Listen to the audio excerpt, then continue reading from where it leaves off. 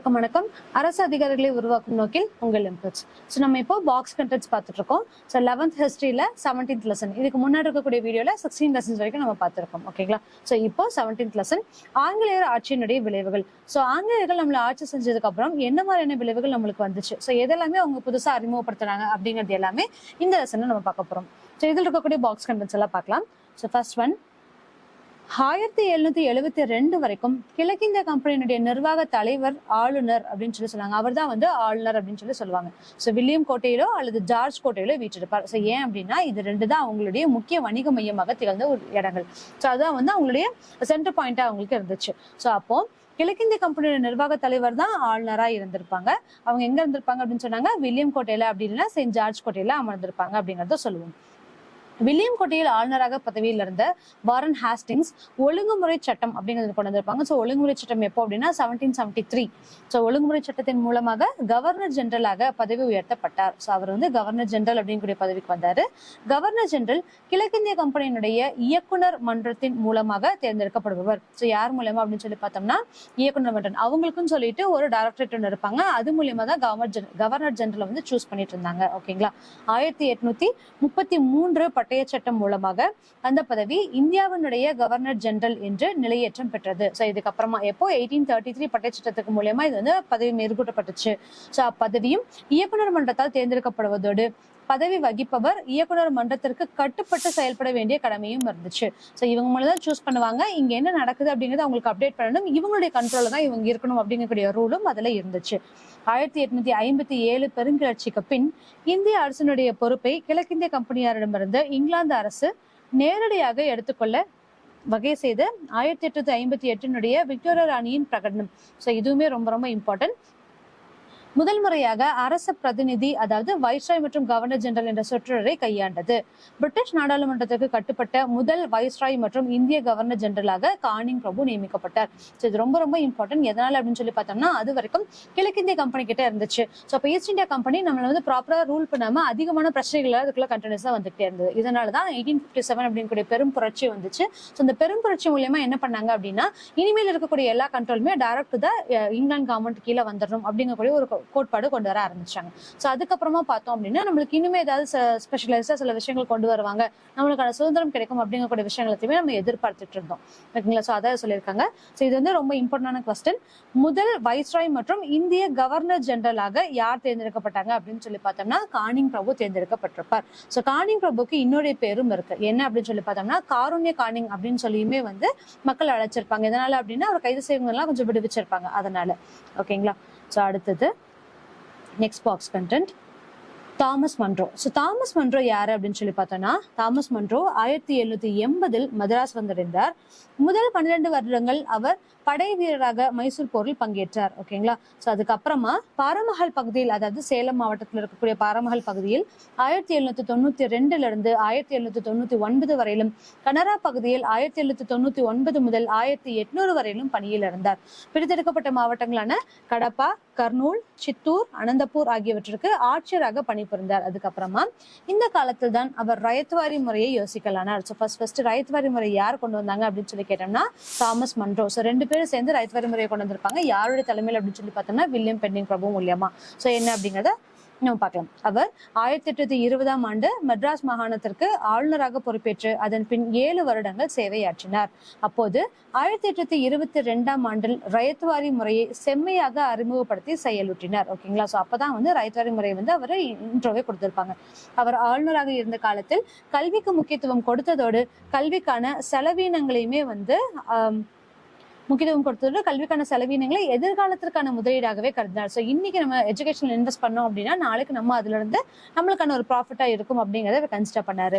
அவர் நிர்வாகத்தில் இந்தியர்கள் பெருமளவில் பங்கேற்றதை ஆதரித்தார். அவர் ஜூலை 1827 கர்னூலில் அமைந்துள்ள பட்டிக்கொண்டாவில் காலரா நோயால் பாதிக்கப்பட்டு உயிரிழந்தார். மக்களிடையே பிரபலமாக இருந்த ஆளுநரான அவரின் நினைவாக பல நினைவிடங்கள் எழுப்பப்பட்டதோடு குழந்தைகள் பலருக்கும் அவரது பெயர் சூட்டப்பட்டது. பொதுமக்களிடமிருந்து வசூலிக்கப்பட்ட பணத்திலிருந்து அவரது சிலை வடிவமைக்கப்பட்டு 1839 சென்னையில் நிறுவப்பட்டது. ஸோ இந்த மாதிரி ஒரு அரசரா தாமஸ் மன்றோ இருந்திருப்பாரு. ஸோ இவங்களே அவருக்காக சொல்லி சிலை வச்சிருப்பாங்க. ஸோ இது எல்லாமே இந்த கண்டென்ட்ல நம்ம பார்க்கலாம். ஓகேங்களா? ஸோ நெக்ஸ்ட் ஒன், இந்த பாக்ஸ் என்ன கொடுத்திருக்காங்கன்னு பார்க்கலாம். சோ மாகாணம் அப்படிங்கிறது என்ன? பிரசிடென்சி, ப்ரொவின்சி, இதுக்கு இருக்கக்கூடிய டிஃபரன்ஸ். சோ மாகாணம் என்பதற்கும் மாநிலம் என்பதற்குமான வேறுபாடு. கிழக்கிந்திய கம்பெனியாரினுடைய தலைமை நிர்வாக அதிகாரியினுடைய அலுவலகம் அமையப்பட்டிருக்கும் இடம் மாகாணம் அப்படின்னு சொல்லி அழைக்கப்படும். இவ்வளவுதான். சோ என்ன சொல்லியிருக்காங்க? கம்பெனியோட ஒரு அட்மினிஸ்ட்ரேட்டிவ் பவர் இருக்கக்கூடிய இடத்த மாகாணம் அப்படின்னு சொல்லி சொல்லுவாங்க. அவ்விதத்தில் சென்னை, பம்பாய், கல்கத்தா ஆகியவை மாகாணங்கள் அப்படின்னு சொல்லி அழைக்கப்படுது. இதனாலதான் சென்னை, பம்பாய், கல்கத்தா இது எல்லாமே வந்து மாகாணங்களா இருக்கப்படுது. Chennai presidency and Calcutta presidency அப்படின்னா நம்ம சொல்லியிருக்கோம். ஓகேங்களா? பின்னர் இம்மாகாணங்களை நிர்வகிப்பதில் சிரமங்கள் ஏற்பட்டதால் மத்திய மாநிலம், ஒருங்கிணைந்த மாநிலம் போன்றவை உருவாக்கப்பட்டது. ஸோ அதுக்கப்புறமா அது மெட்ராஸ் ப்ரொவின்சியா மாற ஆரம்பிச்சது. எதனால அப்படின்னா மொத்தமா எல்லாத்தையுமே வந்து நிர்வகிக்கிறதுல அவங்களுக்கு ஒரு சிரமங்கள் ஏற்பட்டுச்சு. அதனால திருப்பியும் மாநிலம் போன்றவைகளாக உருவாக்கப்பட்டது. ஓகேங்களா? ஸோ அடுத்தது என்னன்னு பார்க்கலாம். So next box content charter. So பட்டயம் அப்படிங்கிறது என்னன்னு சொல்லியிருக்காங்க. பட்டயம் என்பது ஒரு நாட்டினுடைய இறையாண்மை அதிகாரத்தை மையமாக கொண்டு சகல அதிகாரங்களும் சலுகைகளும் உள்ள ஒரு வணிக நிறுவனத்தையோ பல்கலைக்கழகத்தையோ நகரத்தையோ உருவாக்க வழங்கப்படும் சட்டமாகும். இது வந்து ரொம்ப ரொம்ப இம்பார்ட்டன்ட். ஸோ இதை வச்சுதான் பட்டய சட்டம் 1833 பட்டய சட்டம் அப்படிங்கிறத நம்ம பார்க்கணும். ஸோ எதனால அப்படின்னா அந்த நாட்டினுடைய இறையாண்மையும் அதிகாரத்தை மையமாக வச்சு அவங்களுடைய அதிகாரங்களை உருவாக்குறது அப்படிங்கறத அதுல சொல்லியிருக்காங்க. ஓகேங்களா? கிழக்கிந்திய கம்பெனி மகாராணி எலிசபெத் 1600 வழங்கிய பட்டயத்தின் மூலமாக துவக்கப்பட்டது. இப்படிதான் வந்து ஃபர்ஸ்ட் வெறும் ட்ரேடுக்காக உள்ள வந்தாங்க. அப்ப 1600, அதாவது 1599 ஜனவரி 31. சோ அதை வந்து என்னன்னு சொல்லியிருப்பாங்க அப்படின்னா 1600 அப்படின்னு சொல்லியிருப்பாங்க. 1600 வழங்கப்பட்ட பட்டயத்தின் மூலியமாக தான் இவங்களுடைய கிழக்கிந்திய கம்பெனியே துவங்கப்பட்டது.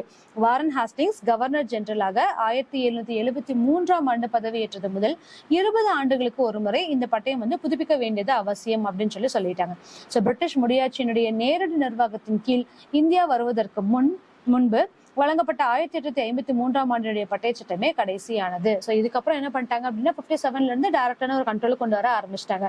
அப்போ 1853 பட்டய சட்டம் தான் வந்து கடைசி அப்படின்னு சொல்லிட்டாங்க. ஓகேங்களா? சோ பிரிட்டிஷ் முடியாட்சியினுடைய நேரடி நிர்வாகத்தின் கீழ் இந்தியா வருவதற்கு முன்பு வழங்கப்பட்ட 1853. சோ இதுதான் வந்து கடைசி பட்டய சட்டம் அப்படிங்கறது இதுல சொல்லியிருக்காங்க. சோ இதுதான் பட்டய சட்டம் அப்படின்னு சொல்றது. சோ நெக்ஸ்ட் ஒன் மெக்காலே பத்தி சொல்லியிருக்காங்க. மெக்காலே பிரபு நம்மளுடைய கல்விக்கு முக்கியமா இருக்கக்கூடிய மெக்காலே கல்விக்குழு அப்படிங்கறத நம்ம சொல்லியிருக்கோம். சோ மெக்காலே கல்விக்குழு எப்ப வந்துச்சு அப்படிங்கறத பார்க்கலாம்.